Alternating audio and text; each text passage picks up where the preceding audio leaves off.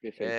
Eu queria então pedir para o Gilberto Ribeiro, né, ele é faixa preta de judô, jiu-jitsu, ex-atleta, professor de educação física, instrutor de boxe e defesa pessoal, e policial militar, né, ex-dirigente do wrestling, né, é representante de wrestling em Jogos Olímpicos, Sul-Americanos e Pan-Americanos. O cara é uma máquina, hein. O cara é uma máquina e conheceu o Barradas aí também. Eu queria, que ele falasse um pouquinho aí, né. Gilberto, tá me ouvindo aí bem? Bom, primeiramente eu sempre contestei, falei, cobrei por que o Barradas, o Índio, Adir de Oliveira e Edson Leandro Silva, o Sansão, dentre alguns outros que eram do judô, do jiu-jitsu e da luta livre, não fosse mencionado. Criou-se até uma história onde eles foram bem mencionados. Mas deixa eu contar um pouco sobre a luta olímpica, que tem importância. A luta olímpica é o seguinte: em Minas Gerais tinha um húngaro chamado Antal Schober, que ele veio para cá na Segunda Guerra Mundial, era ex-atleta de wrestling, de luta olímpica, e foi árbitro internacional, e ele veio morar em Minas Gerais. Então tinha aquelas propagandas de Jogos Olímpicos, de esporte olímpico, e a luta olímpica ninguém conhecia. Até conhecer a década de 60, teve uma equipe que pegaram de Vale Tudo e botaram para representar em 1960 ou 64 nos Jogos Pan-Americanos, que esses lutadores nem sabiam da regra. Mas, enfim. Quando foi em 1974, 73, esse Antal Show mandou uma carta para o Comitê Olímpico na época, que não era Comitê Olímpico, era Comitê... Pugilismo. Federação de Pugilismo. Não, a Federação de Pugilismo era a entidade nacional responsável. Ah, mas sim, você fala fora, né? Fora do... Não, acho que era o CND, que era o Comitê Olímpico da época. Tinha um Comitê Olímpico, mas quem mandava eram os generais, eram os coronéis, enfim. Acho que era o Conselho Nacional de Desportos. Exatamente. Aí mandaram para ele o Coronel Covas, na época, e outros militares, já conheciam o Barradas, porque o Barradas era o treinador da Polícia Civil, inclusive o seu Walter Guimarães, pai do Casquinha, que era policial muito conceituado na época, treinava com ele, grandes policiais treinavam com o Barradas. Barradas era um especialista enfim, além da luta livre, jiu-jitsu, era um cara muito conceituado. E chamaram o Barradas e o Adir de Oliveira, que os dois já faziam vale tudo naquela década de 60, 50, os dois já eram lutadores muito respeitados. Chegando lá no comitê, apresentaram o tal show e falaram se eles se interessavam em fazer um curso lá no México. Aí foi os primeiros dirigentes de wrestling fazer um curso internacional lá fora para conhecer, então, luta livre olímpica e luta livre greco-romana. Esse era o nome. E eles já voltaram afiadíssimos. O Barrada e o Adir de Oliveira já eram ex-atletas e atuais professores conceituados e resolveram divulgar a luta olímpica. Aí o Barradas o Barrada e o Adir tiveram a ideia de ir lá na Universidade Gama Filho e falar com o professor Pedro Gama Filho, que na época eu acho que ele era presidente da Federação de Pugilismo, isso em 1974, por aí assim, 73.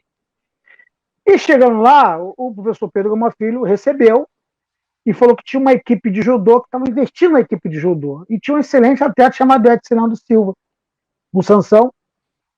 E ele falou que apoiaria e faria uma equipe, mas não assumiria nem federação, nada disso. Ele ficava só com a equipe dele, investiria. E realmente foi investido uma equipe, na época, na Universidade de Gama Filho. Mas ele indicou uma pessoa, na época, que poderia assumir. Era um empresário, na época, um grande empresário, que gostava da luta de chão, da luta livre, que era o Roberto Leitão, o senhor Roberto Leitão. Então, eles foram procurar o Roberto Leitão na Academia Budokan, na época com o João Ricardo, que o João Ricardo, o Bernó, que é o pai do Joil, e eram também atletas, inclusive o João Ricardo lutava pela Universidade de Gama Filho, e chegaram lá e fizeram a reunião. Enfim, o Leitão aceitou o convite, né? E começou a divulgar a luta, até que aproximou-se a década de 80 já, com a nova Constituição Federal, tinha aquela mudança de governo militar, na época era o Sarney, enfim, aquela mudança toda, e teriam e adequar ao esporte à nova Constituição Federal. Então, cada esporte teria que ter uma federação, inclusive a luta. E houve aquela reunião, chamaram o Robson Grace, que também, o Robson Grace tinha a equipe dele, Rickson Grace, enfim, eu não vou nem falar os nomes todos, até porque eu vou esquecer de alguns. Rickson, porque é o principal, era um bom lutador também, excelente, tinha uma excelente equipe, era rivais entre a Gama Filho e a Academia Grace, e na reunião no começo falou assim, vocês têm que fazer uma federação para poder o pugilismo repassar a verba para a federação a nível estadual. Nessa época houve uma corrida aí, um atrito entre até o Robson Grace com a Barrada. Porque quando o Barrada levou essa ideia que ia afundar, o Robson correu junto com o Carlos Couto, doutor Carlos Couto, meu amigo, para fundar uma federação também. Os dois fizeram a federação e levaram lá no Comitê Olímpico, no CND. Chegou no CND, como o Barrada, que tinha sido convidado, junto com a Dir, e entrou o grupo do jiu-jitsu, aí falou, não, peraí, duas não pode, vamos ter que escolher. Escolheram a federação do Barradas. Né? E o Barradas, com a Dir de Oliveira, nomearam o Leitão como presidente, aí iniciou a organização da luta olímpica. E o Barrada era um cara que ele dava aula, além de ele ter a equipe dele, lá em Niterói, ele dava aula também, ele era muito amigo do Carson, né? Tanto que o Juninho Grace foi convidado pelo Barrada, ele treinava com a gente, eu e o Beto Leitão, o filho, nós íamos lá na época o Valide tinha perdido para aquele japonês, né? A gente fizemos todo um treinamento específico para ele na época do Vale Tudo, na época do Vale Tudo, né? E a gente tinha essa entrada, só que nós, na época, eu já treinava, Sansão que me levou, o João Ricardo também abriu as portas para mim, e eu treinava já chão luta livre com ele. E para tu ver, esse grupo lá que treinava, era terça e quinta ali na Rua do Lobo, ia para lá o Fausto, né, o Bruno Silas, era o Luiz Alves, olha só, uma galera, o Eugênio. De peso, né? De peso. Pessoal de peso, cara, o Jeff da Jop, que veio depois. Então, nós éramos o Marco Ruas, nós éramos um grupo, né? Treinava, gostava, pancadaria, e a parte de wrestling, do treinamento, Pedro Riso, tudo era com a gente que estava ali, divulgando. Né? Tanto que depois houve essa explosão, houve a rivalidade, na época da rivalidade, até engraçado que o Mestre Hulk, na época que lutou com o Bitete, ele treinava comigo chão e o wrestling, para poder lutar com o Bitete. Só que o Bitete estava muito bem treinado, mas o Hulk deu aquela sorte, vamos dizer assim, né? E, enfim. Então tem muitas histórias em cima disso, porque dali surgiu vários lutadores, várias referências.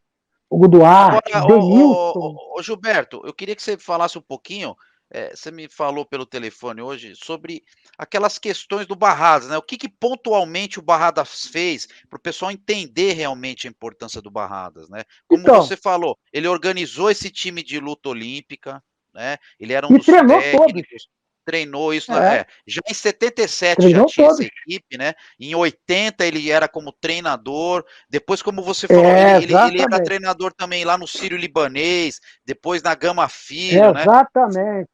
Fala um pouquinho pra gente disso aí. Porque o Barrada ele rodava, ele é o único que tinha conhecimento específico das regras. Ele sabia, ele conhecia o treinamento. Ele foi lá, ficou um mês no México junto com a Dir.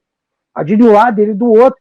Então, por isso que ele rodava. Ele ia na Budokan, ia no Sírio-Libanês, na academia de polícia. Eu fui para a academia de polícia com ele, para treinar junto com o pessoal da polícia. Eu fui, quando a Gama Filho acabou em 87, voltou bem depois, eu passei a ser atleta deles lá no Clube Santa Luzia. Eu treinava com ele, passei a ser atleta dele. Viajei muito com ele. E ele era um cara brincalhão e durão ao mesmo tempo.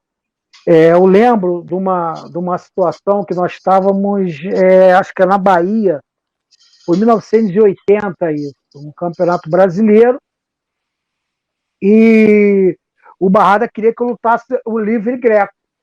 porque ele sabia que eu seria campeão, e tinha um outro atleta que, além de ser, lutava no adulto, que eu era juvenil, tinha 16 anos, não me lembro, 1980, não sei, 17, não lembro.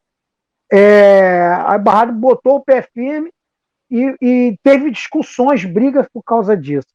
Mas ali ele apostou em mim. A partir dali eu fiquei mais. Porque eu ganhei realmente o campeão brasileiro na época de livre greco, e eu tinha obrigação, porque ele apostou em mim, brigou, discutiu por causa disso. Isso aí fez com que eu fosse mais próximo dele, e até o início da década de 90, quando ele teve aquele problema de saúde dele, entendeu?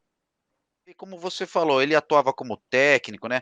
Em 86 aqui, eu tenho aqui, inclusive, algumas informações que ele, inclusive, ele bateu de frente, inclusive, com a própria federação, né? O técnico critica a escolha dos lutadores, né? Orlando Barradas, ela que dava aula, inclusive, no Santa Luzia, é, brigou, né, com o Comitê Olímpico, porque foram escolhidos alguns É, atletas que ele não concordava, né? Quer dizer, ele tinha muito esse espírito, realmente, como você falou, de é. contestador, não é isso?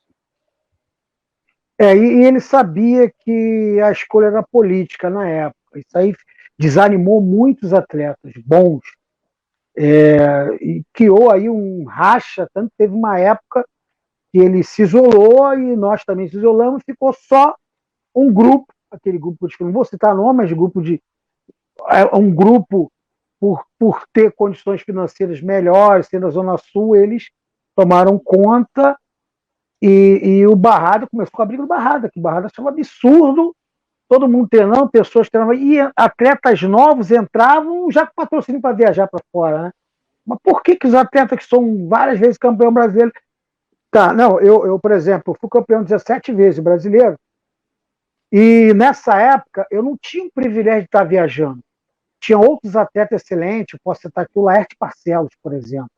Era um atleta excepcional, entendeu? E ele não estava indo. Quem ia era um atleta só, por ser filho de um dirigente que se dava o Comitê Olímpico, que era padrinho, era parente, entendeu? Então a briga do Barrada teve briga feia de discussão mesmo, né? E taxaram ele como disciplinado e tal, mas ele tinha nome, ele tinha, vamos dizer assim, moral para falar sobre isso, né? E com isso, a luta olímpica enfraqueceu um pouco, muito, até na época, muito. Mas ele estava lá, e ele formou grandes lutadores. Agora, o Paulo Avelar, o mestre Paulo Avelar, é um garoto muito bom, rapaz. Ele surgiu, era um garoto rápido, era um peso leve. Era o Cícero, que era um atleta da década de 70, que também era grandes nomes, grandes atletas. O próprio Ronaldo Barradas, ele não era 100% luta olímpica, ele era mais jiu-jitsu, mas era um cara excepcional. Mas ele entrou nessa politicagem nessa época, por isso que ele não se dedicou tanto como deveria. Ele falava isso para mim, nós somos amigos, tem quase 10 anos que eu não vejo, mas ele sempre foi uma pessoa que expressou isso. Depois eu tive que encabeçar para fundar uma outra federação. Ele brigou contigo, presidente da confederação, que aí houve um racha dele com o Adi, porque o Adi apoiou o antigo presidente da confederação, e ele, por ser verdadeiro e discordar com muita coisa, criou-se aí um... Mas, fora isso, eu lembro, só para que ele, quando ele dava aula na polícia, ele passava a luta olímpica, ele passava o extra, né? Tanto que ele organizou um campeonato. Ele organizou um campeonato quando a federação nem estava com ele. Foi o Comitê Olímpico Italiano. Ele fez uma equipe na polícia na época, equipe grande, né? Vários lutadores aí surgiu.